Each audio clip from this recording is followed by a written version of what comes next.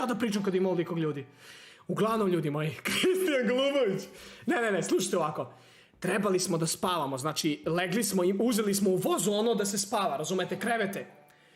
I ležemo svi da spavamo i normalno kad spavaš skineš gaće, skineš, razumeš, čarape, patike, šalim se, ne skida se gaće.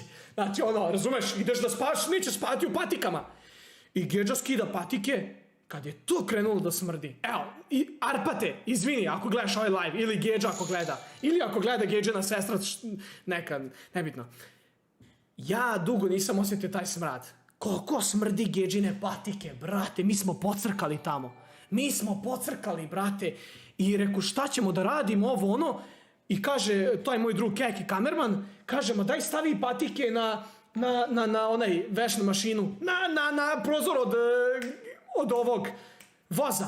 Znaš, stavi, brate, znaš koliko je smrdelo to, ja ne mogu da vam opišem. Ja, brate, ne znam, kunem se, to smrdi za udara.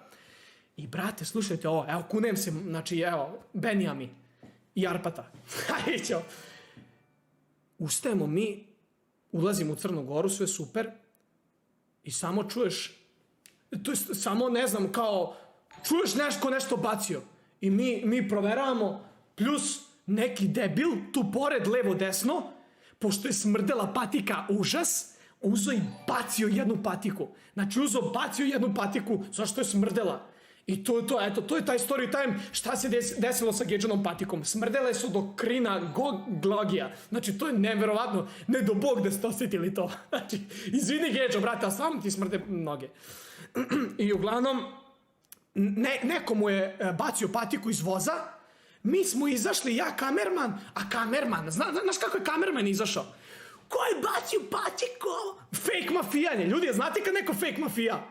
Šalim se, neki pozdrav za Keki.